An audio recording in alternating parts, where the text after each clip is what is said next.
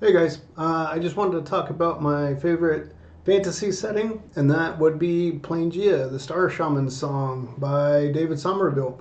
It is a indie RPG. I've been playing in this setting for probably about 2 years now as a GM, and I gotta say it's my favorite one to GM of all the settings for sure. So I'm going to kind of flip through the book as I talk with you and kind of give you an idea of what this is all about. So, um, Planegea is prehistoric D&D. The reason why they call it Planegea is it's because all the elemental planes are still kind of merged together into a supercontinent. So you can literally walk from your tribe into the elemental plane of fire or water or air or whatever. It's probably not a good idea to do those things, but you can do that. And here's some of the artwork. This looks like it is a prophet or a shaman. Shaman are usually like medicine men or like the wisdom keeper of their tribe or whatever.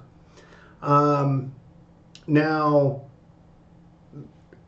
it's prehistoric, so there's a lot of things that you think might be difficult to work in like a D&D game. Like, well, how do you do trading? If it's prehistoric, there's probably no currency. Well, it's basically the barter system.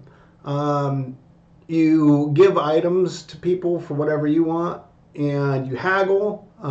Since this is prehistoric times, a lot of weapons are built from stones or animal hides and parts, things like that. This book pairs really well with Heliana's guide to monster hunting. So that is something I'll probably talk about some other time. But there are some like basic governing rules of Planegea. Here's some like orcs riding on it looks like pterodactyls. So that's one thing about this. Dinosaurs are very much interwoven with the world. It's not quite like Flintstones. Like they are used like animals, and they can be used to help with different tasks and things like that. But you don't see a one-to-one like Flintstones. They don't have dinosaurs acting as stoplights and crazy stuff like that. It's still believable for the setting. So let's just kind of flip through this a little bit and I'll talk about it as we go. And I'll try not to talk for hours and hours because I love this setting so much. But here's a T-Rex looking thing. It probably isn't a T-Rex. I don't know what they're actually called. But so this setting has all your standard fantasy races, but there's a twist on them. And that's one thing I love about that. So if you look at this guy right here, um, you can see some like rocks growing out of his shoulders here.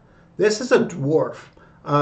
Since everybody is much more connected to like the primal world and the elemental planes, dwarves, rock, right? Dwarves are actually part rock, and they're not born like normal dwarves are. They're actually born from the earth. So when a new dwarf is born, the whole tribe, like they won't migrate or anything, even if the weather is bad, because that baby dwarf is still in the earth and they have to chisel them out of the earth. It's very important to them that they do that and they get their kin, right? Um, this here is, she might be a little bit hard to see, but this is an elf. And the reason she's hard to see is because she's half not there. She's translucent. She's from the world of Nod, or the dream world, right? So depending on how you look at it, the dream world is like the only actually other plane than Planegea. It's like either on top or below it or just mingled within. But she is made of dream stuff. That's why you can see through her. There are portals all over in Planegea that will lead into the realm of dreams or the realm of nightmares. Um, and there is one tribe in particular that's very good at getting there. It is the Great Ape tribe. And their god, the many-armed Ko, is this like orangutan god that can move into the dream world and guide his people through the dream world. That's the other really important thing about this world is gods are super important. There's the three big tribes that venerate Ko, the great ape, the dreamer, right? The bear tribe, which is like the warrior tribe, and they worship Urhosh, I think his name is. And if I can find you a picture of Urhosh, he's got like all these spears and swords and stuff sticking out of him. He's called Urhosh the Invincible, and his people are all about like partying and drinking and fighting. They're basically Stone Age Vikings. And then you have your Lion Clan, and they're all about like art and dance and storytelling and stuff like that. But yeah, the thing is, in Planegea, I think those are some, I forget what they're actually called in real life, but the mega sloths. Look at the claws on those things. And this guy's just riding. He's got a, that's probably going to be a very slow trip for him. But the thing about this world is belief becomes reality. It's almost like 40K orcs in a way. The more people that believe something is true, it becomes true. So, like, I've been running a game for 2 years, and I created a god that it's basically just a rock. And I actually took the idea from the book because they were just kind of making a joke about how people, if they believe this rock is a god, then it becomes a god. Well, I actually made that happen. I call it Halgrok. It's the rock of punishment and burden. So if you are like a bad person in your tribe, they take you to this rock, and you have to hold it on your back until they think that you are no longer, you've paid your punishment, right? Or if you've done something really bad, everybody in the village grabs rocks and they throw rocks at you. And if you survive long enough, they'll be like, Halgrok has spoken. He is innocent, right? That sort of thing. So Halgrok actually in my world has become a sentient god, and he can't talk to you like other gods could, but he can whisper into your mind and kind of influence the things you do. So yeah, belief is very strong here, and gods pop up out of the most wild of places. So yeah, we'll just kind of keep on going and show you more of, this is your standard typical human. This is an elf from Nod. All the people from Nod are elves. And there's two kinds. There's these guys, the good guys, and then there's another kind that are basically dark elves, and they call them nightmare elves. And they're from the bad part of Nod, and well, they spread nightmares and stuff. This woman here is dwarf. You can tell with all the rocks and stuff on her skin. This thing in the back is a clan fire, which is central to life in Planegea. Every clan, and you can see all their like cool buildings and giant mammoth tusks and stuff. Every clan has their clan fire, and at night everybody comes home because nighttime in Planegea is absolutely deadly. All kinds of wicked creatures come out. Nightmare realm spills into the world a little bit, and it just gets really, really bad. So everybody gathers around the clan fire, and this is kind of their like social hub, where everybody has dinner. They talk about the events through the day. It's where clan magic is cast from the shaman. The shaman can give like magic benefits to everybody in the tribe. This is where food is shared, where craftsmen gather, all that stuff. Clan fire, immensely important. So if you go to another clan and you try to like put out their clan fire, that is an act of war. Their warriors will try to kill you for putting out their clan fire. The clan fire burns all day, all night. They do everything they can to keep it going. And even in migrations, they'll take the clan fire with them and try to transport it. In my game, I had my characters, my player characters, migrated, and they actually had like a palanquin for the fire that they kept going as they traveled to their new migration spot. So it was kind of difficult to deal with, but also fun at the same time. But this, yeah, this talks all about the clan fire and kind of the vibe of Planegea. The creator says kinetic action, primordial horror, and mystic awe are the three things that really make Planegea. I will say the two are correct: mystic awe and kinetic action. Primordial horror, not so much. Horror is really, really difficult to do in 5e, just because your characters are so powerful. Even if you're in like a survival scenario, it's still really hard to make your players feel afraid. Here's another really good example of a clan. This is just beautiful. I love the artwork in this so much. But yeah, they're just sitting around a little campfire. I don't know where their actual clan fire is. Maybe it's early enough in the day. Oh, I think that's it inside this big building back here, because you can see all the lights coming through. That's really interesting. I like that a lot. Another thing that kind of keeps this setting locked in the Stone Age, there's things baked into the lore that kind of keep you locked into the Stone Age. Let me get to another cool picture to show you guys before I go into another long spiel about things. But yeah, here it's talking about your clan magic, and depending on how powerful your shaman is, that's how strong the spells is he can cast. Okay, here's a good picture to kind of chill on for a bit. Looks like a shaman or a chanter around the fire, kind of talking to his people. Okay, so there's these things called the black taboos, right? And what the black taboos are is essentially your narrative way to keep Planegea locked in the Stone Age setting. And the black taboos are no currency, so that makes it so it's always based on a trade system, haggling, that sort of thing. There's ways to get like a pseudo currency. If you earn titles, maybe you strangled a T-Rex to death, and then the village starts calling you something like Hands or something like that, or Iron Hands or Stone Hands or whatever.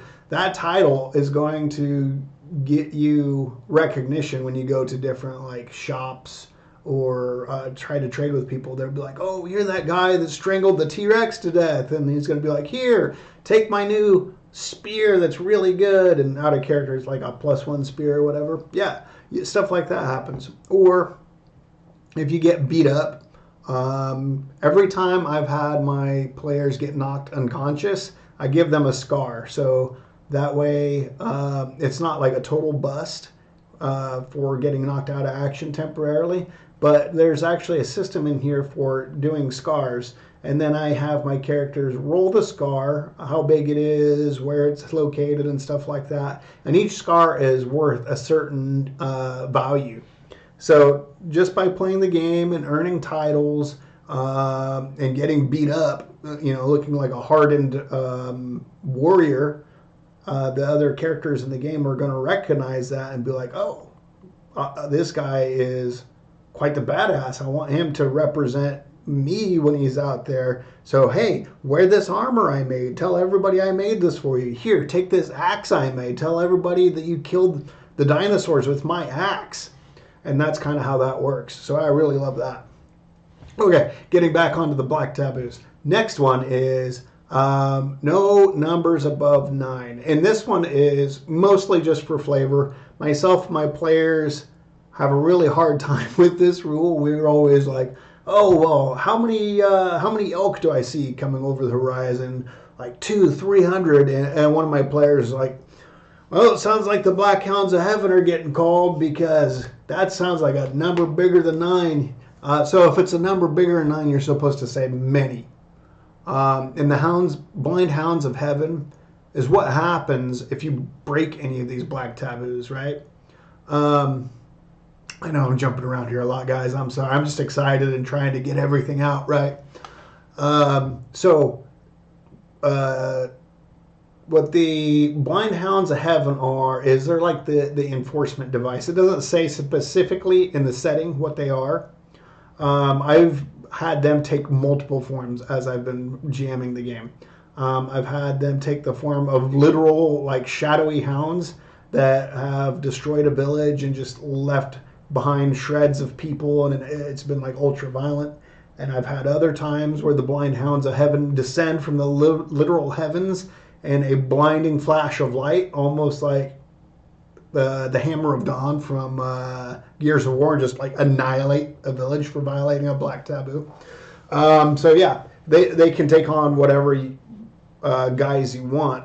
They're a narrative device to make sure the game stays in the Stone Age, basically.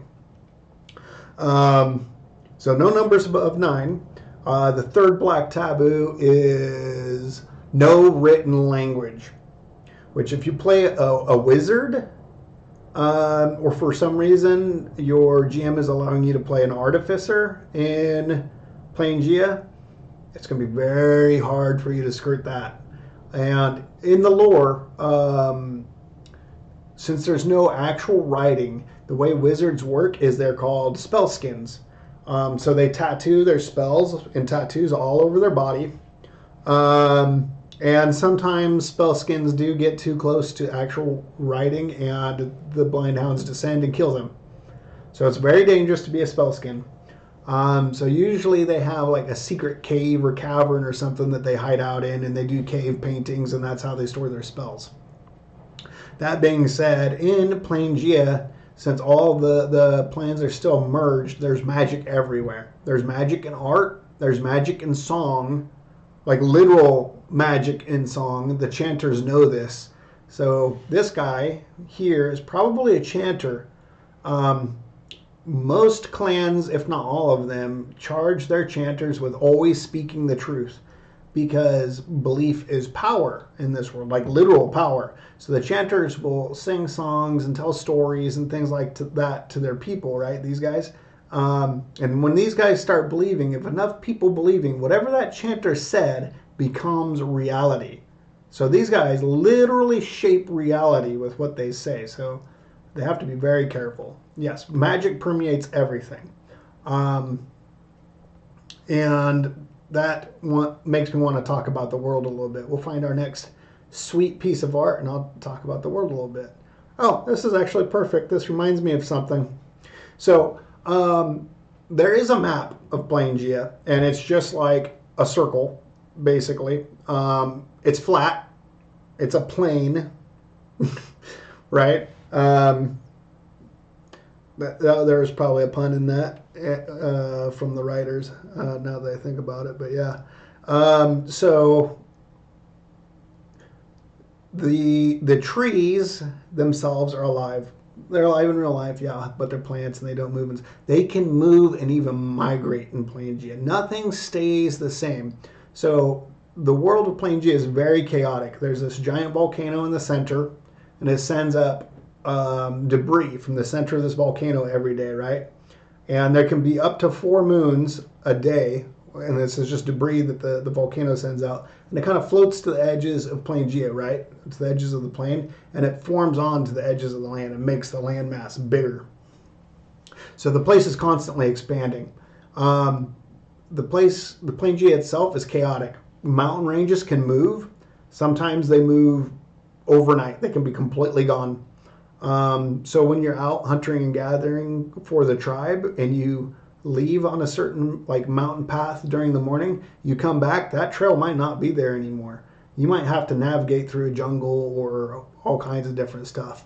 I've actually caught my players in a forest migration before, and they thought that was pretty interesting. There was a giant monster that was eating trees, and the trees decided they didn't like this. So they actually uprooted themselves and migrated across the plains.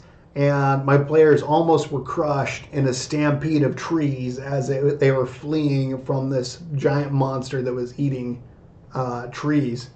And I had a Drius woman fall out of the trees, and the NPCs not the NPCs, the players helped her and kind of took her into their village and gave her a new home, since her home forest was forcibly relocated, I guess you could say. And Drius are kind of like dryads. They live in the trees, and they are also tree people. So they look like, well, they look like dryads, but they have more tree features than probably a dryad does. Very cool. And you know what? Let's just go over to the kinships right now, and I will show you more about that. Dwarves, we talked about them a little bit already. This guy looks so cool. I love the art for him. He's all like yoked out and has like rock on him. And oh my god, the dwarves in this setting are just so cool. This is an elf from Nod. I talked about them a little bit already. They do have some unique ancestries in here. So I'll spend a little more time talking about them. This is your typical human. Humans in this setting are better at taming creatures than anybody else. So this is why he's got, I think that's a lapis cat. That's a cat from Nod itself. So he's special to have that. Dragonborn are said to be from the World Heart. The World Heart is like a giant dragon, dragon goddess that was said to have formed Planegea in the beginning.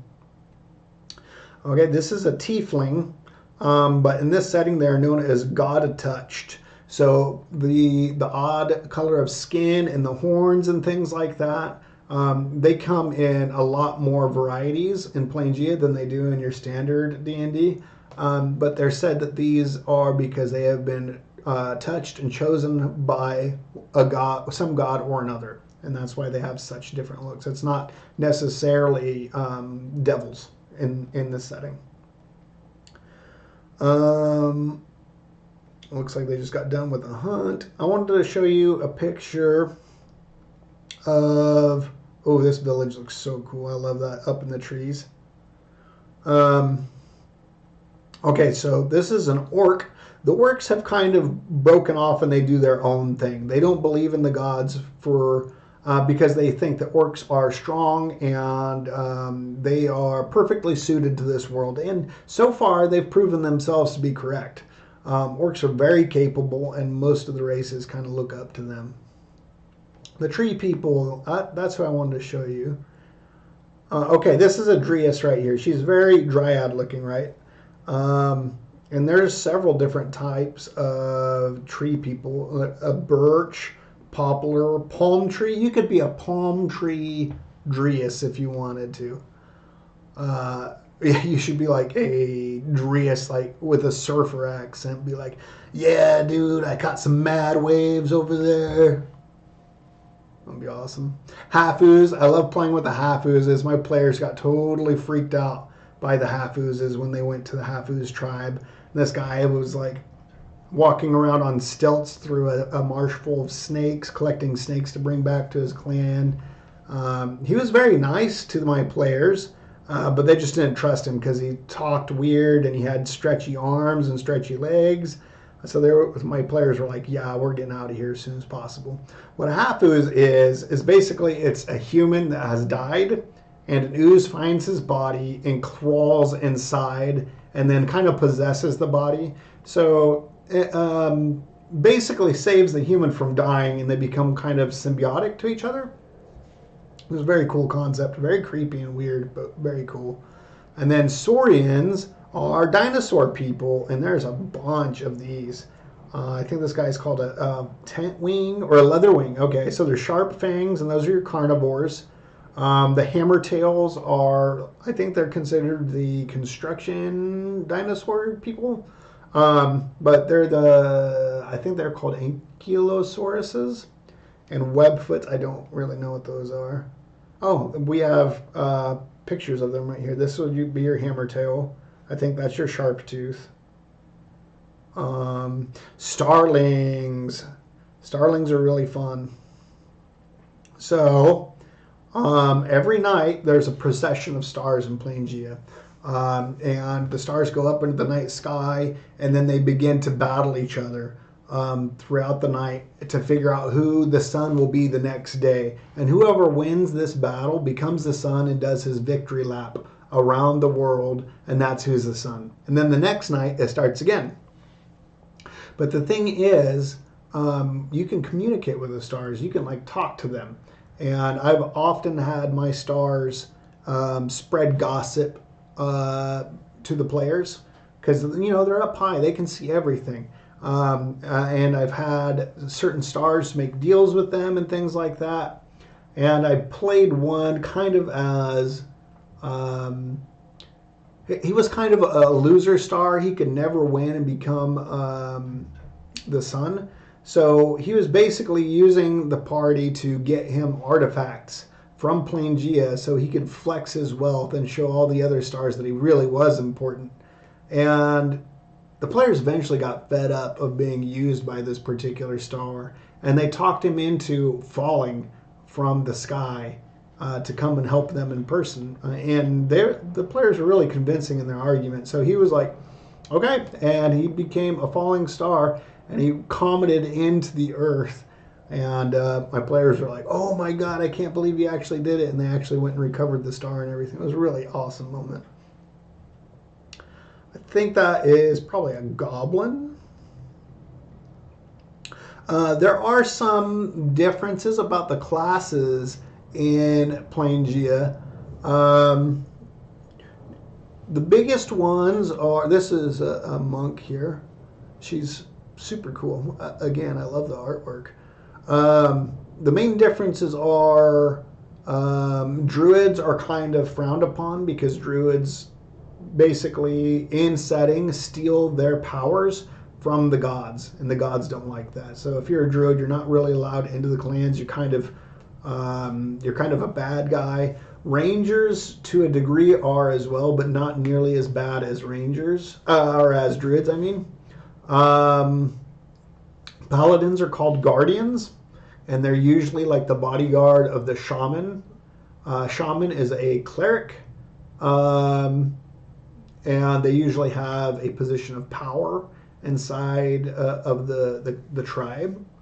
The guardian is usually the only one allowed to wield like the tribe's honored ancestral weapon too, that's passed down to them from the gods.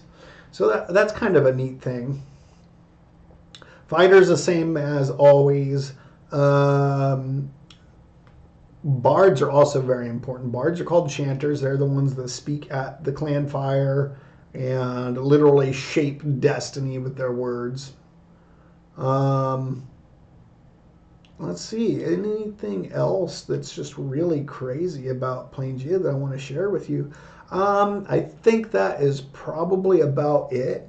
I'd like to kind of show you some of the monsters. Just so you can kind of know what we're working with. Oh, my links aren't working for whatever reason. That's okay. I can just kind of talk about them. Oh, here's one of the gods right here. Kind of give you an idea of scale. Look how big that guy is. They are massive, and like in normal D&D, the more a god, more people believe in a god, the more power they have. That's why the three main clan gods are so powerful. Their tribes are huge. They've got lots and lots and lots of followers. This, I think, is still written in 2014 rules. It is, yeah. I don't know if they've done a 2024 update or not. But if you're running this and you're doing it with 2024 rules, I'd say just give your players a free feat to kind of even out what they're working with. I'm just going to kind of scroll through this real fast because I want to try and show you some bad guys. Oh, here's some equipment. Since I love weapons, and hopefully you do too, there are weapons that are unique to this setting, right? But it's nothing super crazy. So this is just an antler claw.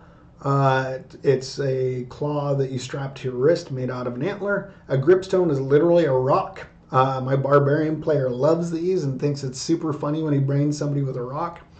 Atlatl is a spear with like a throwing device. That's actually a real world thing. Club sword is just a kind of a blunt-ish rock with a little bit of an edge to it, so it can be used for slashing or just beating the crap out of somebody. Hammerstone, same idea basically, but you can throw those too. Yeah, so nothing super crazy on that. spells, you get a list of a whole slew of spells here, like in most settings. Sorry guys, just gonna skip around. I know that there are monsters in here. I just don't know how or why this isn't working. So my apologies.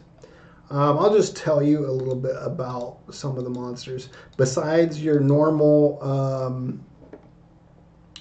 dinosaurs and your other fantasy creatures and stuff like that, this thing's really cool. I have no idea what that is.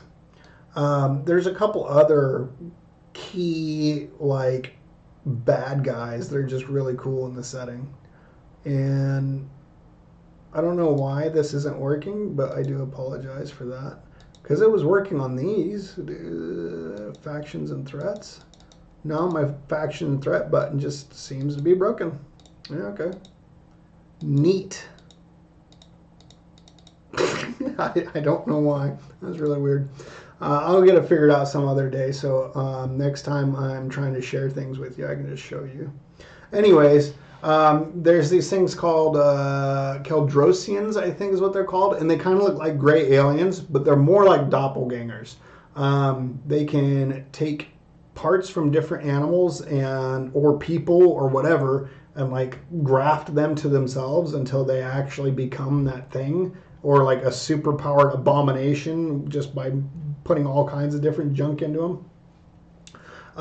There is kind of like a Lovecraftian cosmic horror force as well that is like permeating the world, and you can put them in if you want. You don't have to go that angle if you don't want to. I think David Somerville just kind of wanted you to be able to play whatever kind of way you wanted in this. Which this is the perfect setting for that, because you can have a dungeon appear out of the middle of nowhere just because the land shifts and changes, right? So you can do all kinds of stuff, and it's supported by the lore is what I love about it. I've introduced some like Lovecraftian horrors like mind flayers and aboleths and stuff like that, and had a lot of fun with that. There are actually vampires in this setting. Vampires are treated a little bit differently. They're extremely powerful. There are not very many of them. And each one is like godlike in power in their own way. And the queen of the vampires actually has an Ifrit that she is chained and she keeps locked in like a pit below her throne. So that's like the ultimate badass flex. She's really, really cool. What other cool like threats are in the world? There's this place. So civilization and like buildings and farming is rare. Most people are locked into this like or this primitive society, but there is one place that is kind of like a city. It's called Edgegather. It's this ancient bridge. It looks like it's dwarven craftsmanship that spans this bridge, or that spans this river. This river is the Oxtail River. It is always boiling, no matter what.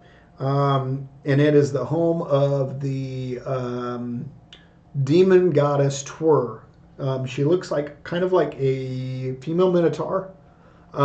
She's the winter goddess, so she's a goddess of contradictions. She's a winter goddess, but she has the only place that never really gets too cold because the whole city is built on top of this bridge that's on top of a boiling river. And there's left-hand side and right-hand side. Left-hand side is like all your artists, your performers, your actors, things like that. And then there's the right-hand side of the bridge that is like blue-collar guys, like construction guys, hunters and gatherers, things like that. And left-hand people and right-hand people don't get along, so it's kind of really funny. Anyways, that's just me talking about my favorite setting. I probably ranted a bit too long, but I hope you guys enjoyed it. I really love this setting, and I hope you guys give it a look sometime. Anyways, yeah, thank you all for stopping by, and Happy New Year. Bye-bye.